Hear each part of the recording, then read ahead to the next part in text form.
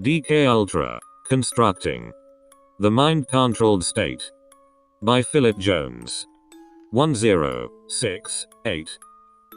The mass mind control of a population can be defined as the sophisticated exercise of control by utilizing the ability to keep people oppressed yet contented. The Tavistock Institute for Human Relations, 1954. The Hive.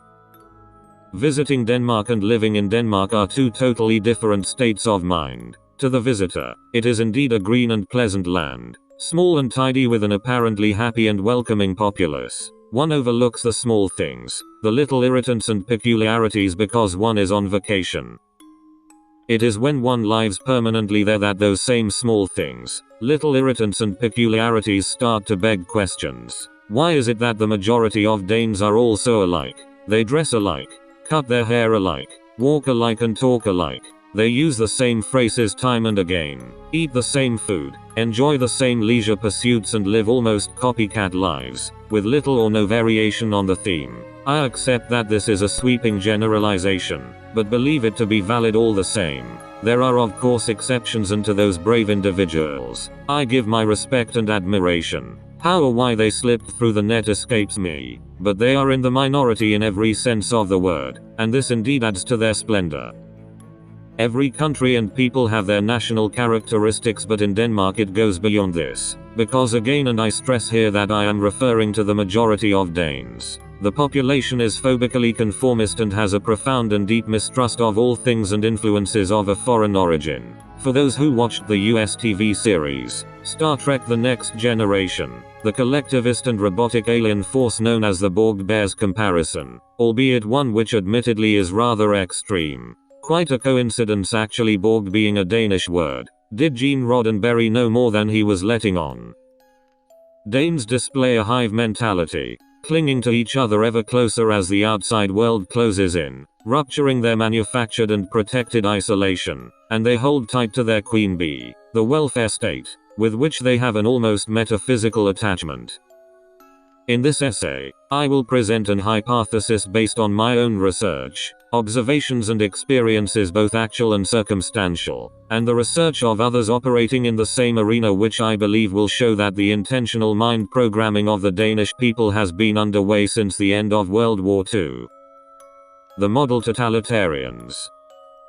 The vindication of two of the 20th century's great prophets of doom is at this time of global fracture perversely fascinating. We humans love to prove ourselves imperfect and flawed. The two pessimistic visionaries of the future of which I speak are of course George Orwell and Aldous Huxley. Their respective doom-laden obituaries of the future have already passed into folklore. These two classic nightmares of what very likely awaits us are Orwell's 1984 and Huxley's Brave New World. Straddling the war years between 1939 and 1945, these books have already shown that they were written with the apparent gift of prophecy. Both envisaged a world in which the advance of science produced a new type of ruling class with powers hitherto not possible. Both scripted the final subservience of human beings to a revolutionary hybrid of technological manipulators and political managers.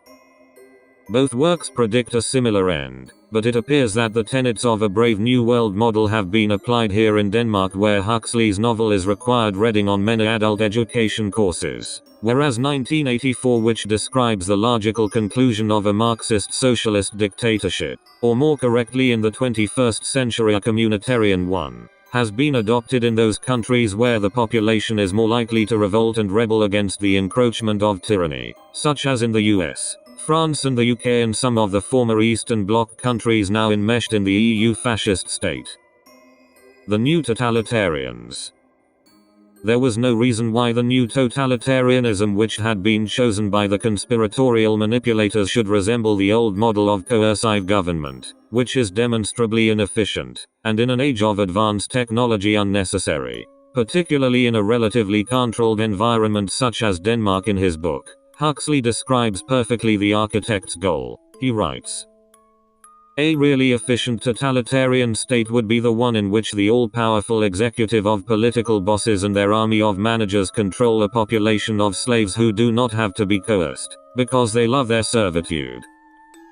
For anyone not born and bred in this land, and in possession of a reasonable level of awareness, I am fairly sure they will recognize the parallels with Denmark as it is today."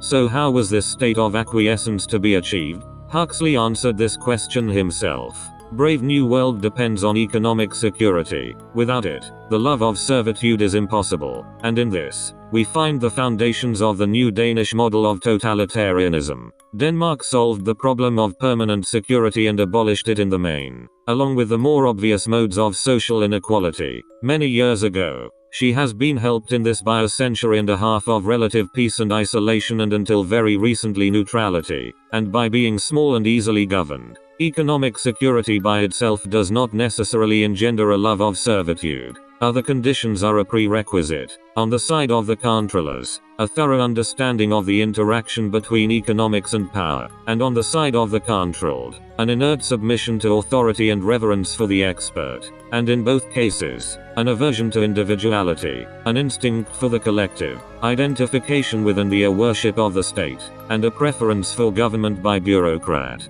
Denmark fulfills the above and then some. Danes do love their work. Programming the masses.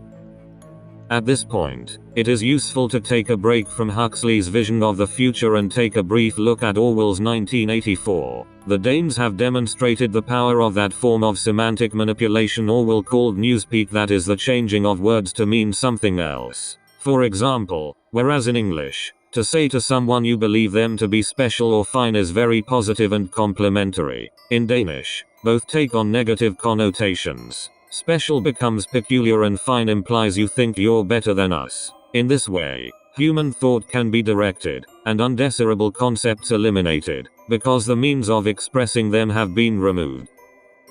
As researcher Michael Bailey wrote, in this reality, language is the highway of how we communicate our thoughts. The gradual and intentional erosion of the vocabulary by those who wish to control us removes the possibility of any undesirable ideas, as without the words to formulate those ideas, we cannot begin to even think them. In the Danish language, freedom does not yet, as it does in Orwell's Ministry of Truth, imply any form of slavery, but it does imply an element of submission to the collective or hive, and effectively, a powerful word in the vocabulary of any opposition has therefore been effectively neutralized. Similarly, it is exceedingly difficult to speak in any but favorable terms of the state, because all the words in that field have become positively loaded in the same manner as special and fine have been negatively so. So how does a conspiratorial state apparatus program a whole nation of people into a condition of accepted servitude and conformity? Through state education, the merged state corporate media, the advocating and promotion of immune system damaging vaccines and drugs such as antidepressants used to clinically adjust nonconformist behavior, along with the purposeful adding of poisons into the food and drink manufacturing process which dumb down and disconnect people from their ability to think for themselves. Add to this the promotion of deviant sexual practices, pornography and erroneous ideologies such as feminism, and you have yourselves a cocktail guaranteed to bewilder and mesmerize a population into thinking exactly what you want them to and behaving accordingly.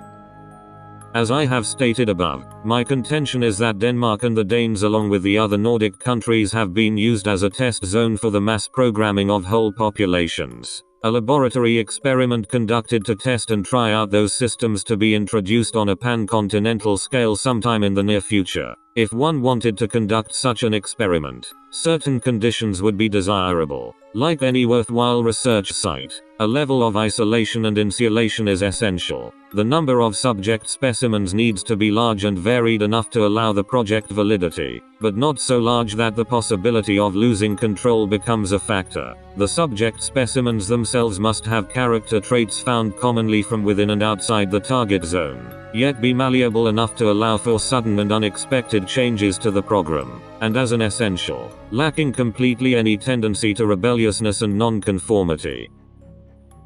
Denmark certainly fulfills the criteria above and can be said to fall within the remit of the described possible scenario. It is located at the northern tip of Europe and has a tradition of relative isolationism. It has a small and compliant population due to many decades of imposed socialist dogma, and a history of bureaucratic government. It has, along with Norway and Sweden, been historically regarded as being on the very fringe of European culture and therefore generally of little interest to the mainstream of European life. But most perfectly, and up until very recently, it has been, and to a large extent still is, highly homogeneous. End of Chapter 1. See you in Chapter 2. Anonymous Northern Light.